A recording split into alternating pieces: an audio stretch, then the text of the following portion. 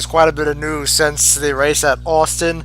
Albuquerque winner Billy Ray Smith Thompson, along with 5 others, were injured during the Elite Series races at the New York Auto Ring just a few weeks ago. While the severity of those injuries varied between drivers, Smith Thompson was one that got the worst end of it when his car struck an opening in the inside wall at about 180 miles per hour. Smith Thompson suffered a broken leg, several bruised ribs, and a grade 2 concussion as a result, and he will miss the rest of the season. Other drivers injured in that race include Ashley Tucker, Elite Series points leader Laura Cyrus, along with last season's truck title contender Megan Driver, who along with Smith Thompson was the worst off. Our thoughts do go out to those injured, and we hope for a speedy recovery for all. But anyway, we have a race to run today, so let us get to that. As this weekend,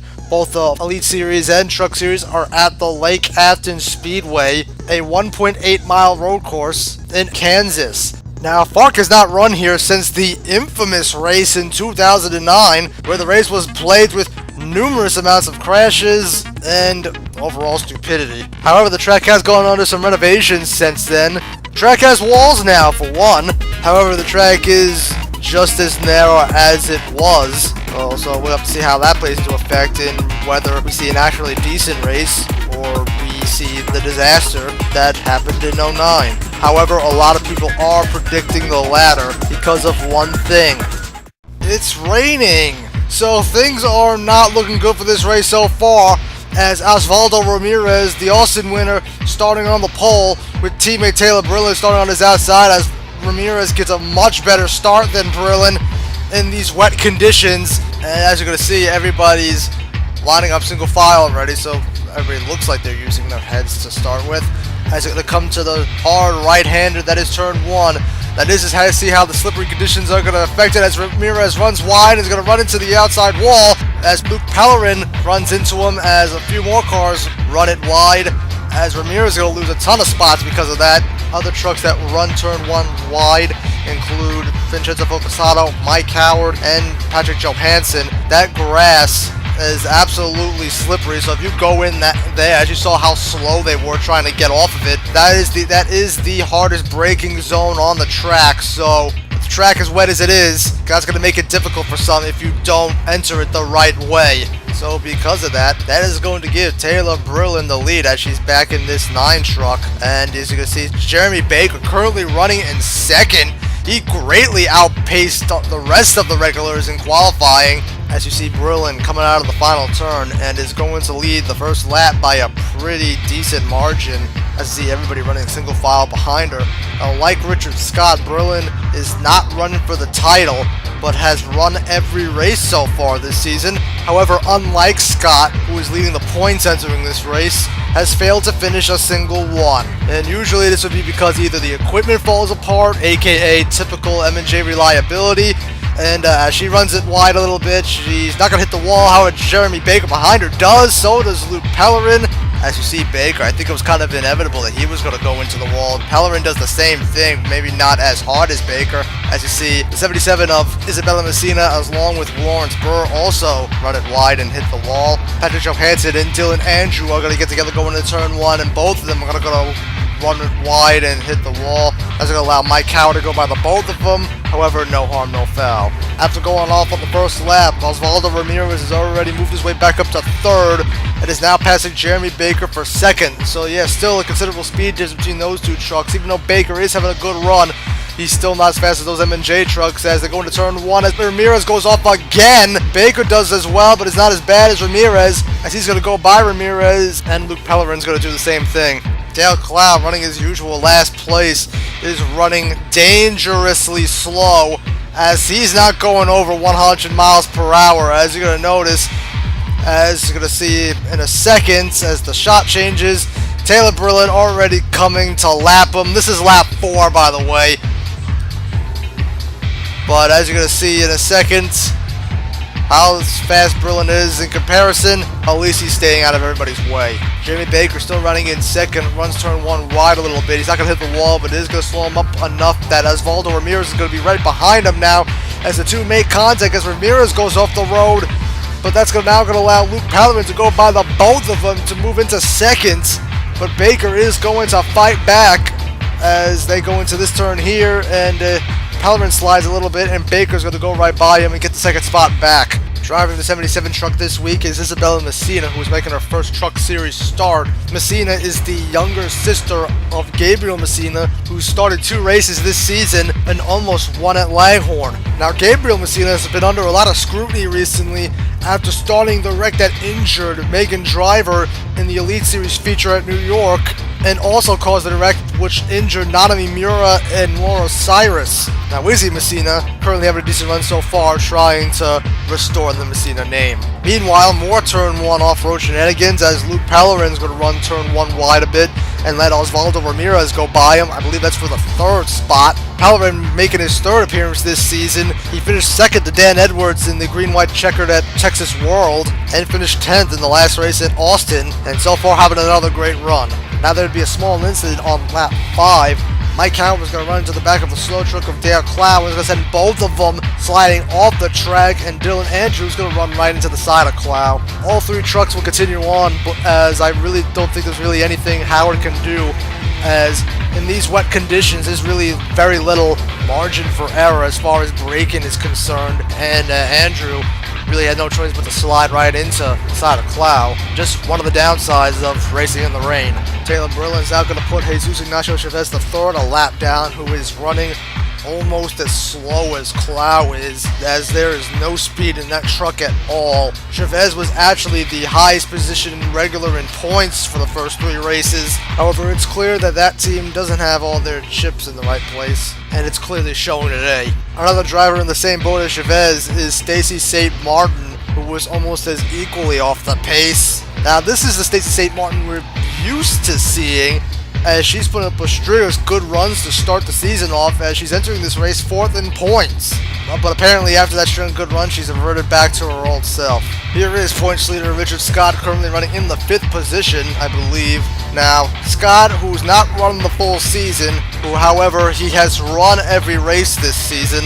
This is the 5th race of the season, and he started all of them. So, don't know what he's planning to accomplish by starting all these races consecutively, but I don't know. But eventually Scott's going to run into sort of a roadblock as they come to lap Dale Clow again, and Stacy St. Martin, who just recently got put a lap down. As you see, Luke Pellerin, who was in the 4th spot, got really held up by St. Martin, and so is Richard Scott now, as Gio Aria is going to pass by the both of them to move into 4th. And as you see, they're still being held up by her going into turn 1, as this is going to be a slow and agonizing process, as Scott trying to get around, as Pellerin is going to be able to make the move. Scott's still stuck behind her. Philip Borland now running a lap down is going to be run into by Jeremy Baker going into turn 1, and that's going to put Borland into the tire wall. Like I said earlier, can't really brake abruptly in these conditions, and Borland's going to be the first retiree of the race. And as you're going to see,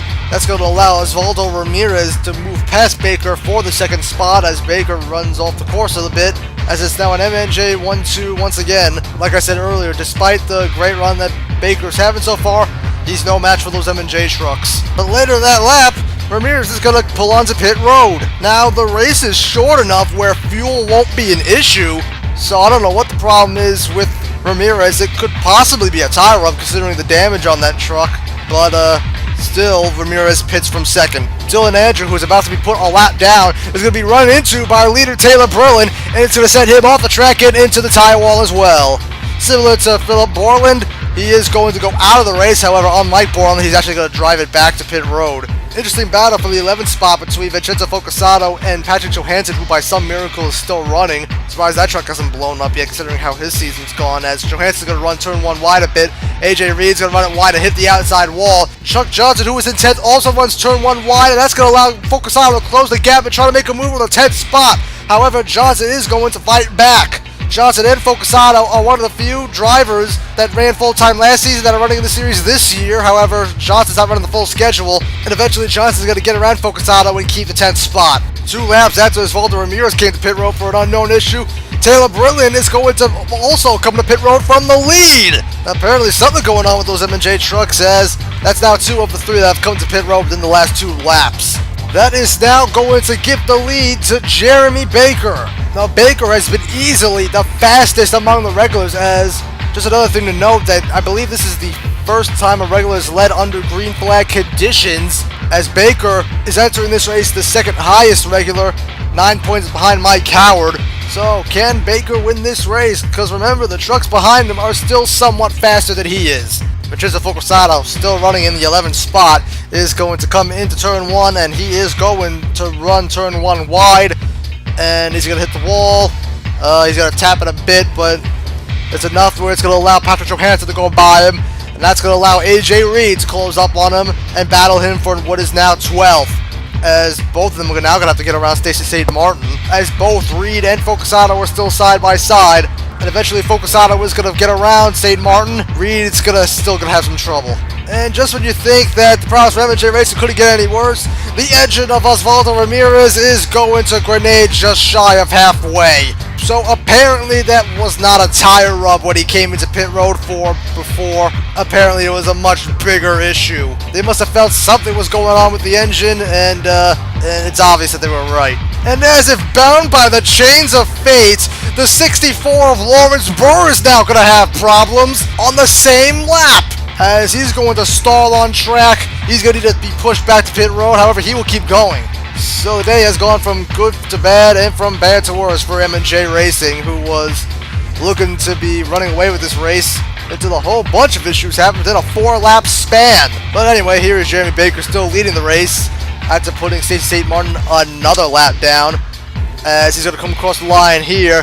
His lead is now 14 seconds over Luke Pellerin, who is now in second after the M&J cars fell to the wayside, as Pellerin goes into turn 1 as he goes through there cleanly. Now Pellerin is actually somewhat faster than Baker, as we've now just passed the halfway point. The thing is, can he make up 14 seconds within about 13 or so laps? And the problems keep piling on for M&J Racing, as Taylor Brilliant is now going to run into issues and stall on track. Like Ramirez, that pit stop before must have been because they detected something wrong. However, unlike Ramirez, Brilliant will get a tow back to pit road and would keep going. Taking advantage of M&J's misfortunes is Chuck Johnson, who, despite running in the 7th spot, is not running nearly as strong as we thought he was due to his prior success on road courses. 3 of his 4 career top 5s in the series have come on road courses, so kind of weird that he's not running any better than this. However, being that he's not running for the title, I'm guessing he just take what he can get, as he runs full-time in the NPCC, in which he's already established himself as a major title contender over there.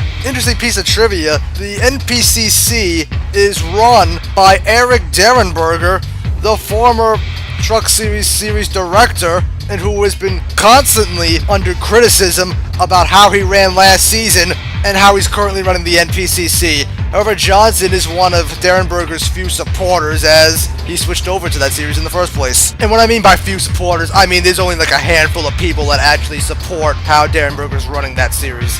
Meanwhile, back up front, Jeremy Baker's now going to put Vincenzo Focusato and Patrick Johansson a lap down. That is 9th and 10th right there. I gotta give props to Patrick Johansson, though, who, one, is still running, as his season has been absolutely awful, as he's failed to finish a race this season, but things finally go in Johansson's way, as it looks like he's going to get a top 10 as a result. So, good for him. However, Baker's going to be held up by Jesus Ignacio Chavez III, and that's going to allow Focusato and Johansson to catch back up. Johansson tries to take advantage and get around Focusato there, but then Chavez moves out of the way for Baker and Focusato and holds up Johansson. So Focusato and Johansson are going to stay a lap down, and Focusato's going to get the 9th spot. And to think that things couldn't get any worse for M&J Racing, Taylor Brilliant's going to come back into pit road. Apparently, they did not fix whatever was wrong with that truck that caused her to stall on track, and she will not return to the track. So that now makes Brilliant 0 for 5 in races finished this season. Stacey St. Martin's horrible day is about to come to an abrupt end when Angel Gray runs into the back of her and sends her into the turn 1 tire wall. effectively putting her out of her own misery. Like I said earlier, St. Martin's entering this race 4th in points. It's likely that she will not stay there. Isabella Messina having a great run so far, currently running in the 5th position in her debut.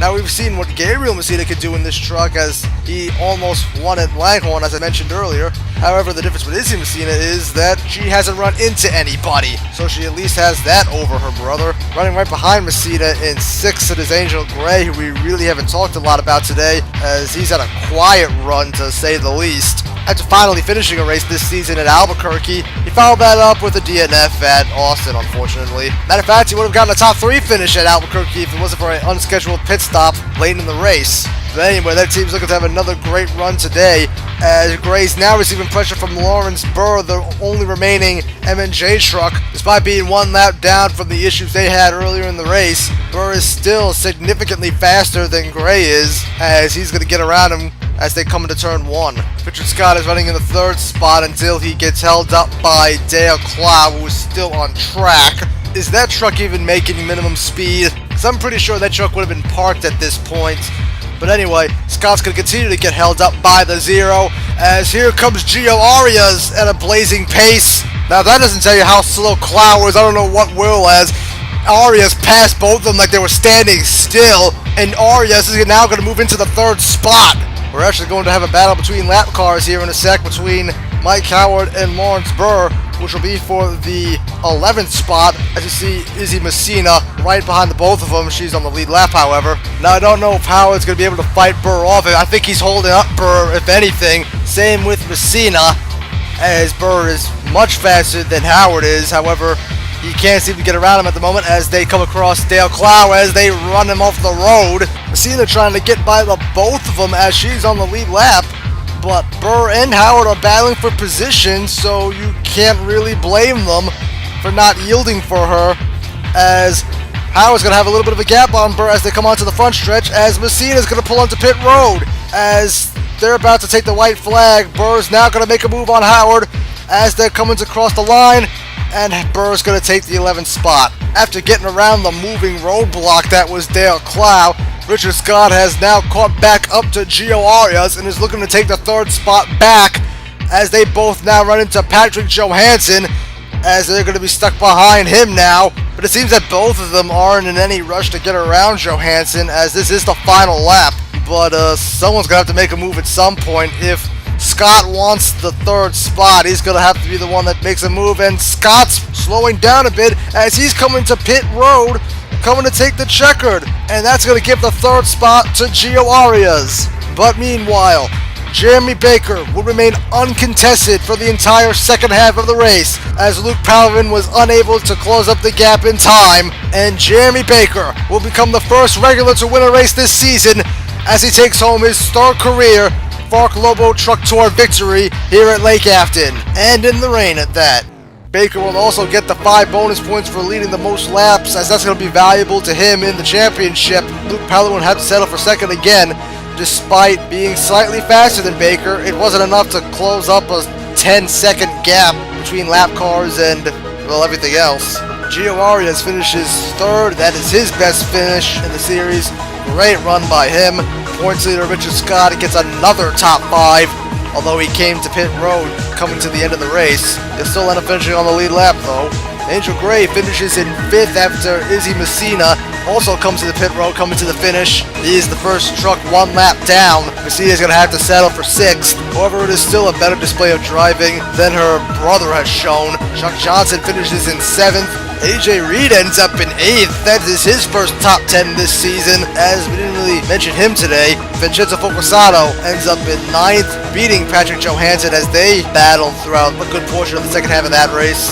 And Patrick Johansson finally makes it to the finish of a race and ends up in 10th. And here's the point standings, and with the win, Jeremy Baker overtakes Richard Scott for the points lead. It may have taken 5 races, but we finally have a regular on top of the point standings. His closest competition is Mike Howard, who is a good 36 points behind, as Baker is not only the only regular to win a race this season, but is the only regular with more than 1 top 5 this season. And despite wrecking out of Texas World, it's clearly shown that he's the clear favorite to win this title. Jesus Ignacio Chavez III is now 4th. However, we're no longer considering him a contender after that poor performance, as he's a whopping 70 points behind Baker. Vincenzo Focasato is now in 5th, 71 points behind. Stacey St. Martin drops to 6th after a poor run today. AJ Reed jumps up to 7th after finally scoring a top 10. Chuck Johnson is the highest ranked driver to miss one race, and he's in the top 10 in points. And moving into the top 10 despite not finishing this race are Dylan Andrew and Philip Borland, who only get in there due to a number of drivers that were in the top 10 coming into this race not starting today, which is not surprising being that we only got 11 drivers running for the title. Matter of fact, the only regulars not in the top 10 now are Angel Gray, Dale Clow, and Patrick Johansson, as Richard Scott and Chuck Johnson are the only non-regulars in the top 10, and Scott's led the points up till now. But Jeremy Baker, who was one of the preseason favorites to win the title, living up to the hype, as next race, the series goes dirt racing as we head to Buffalo Downs in Wyoming.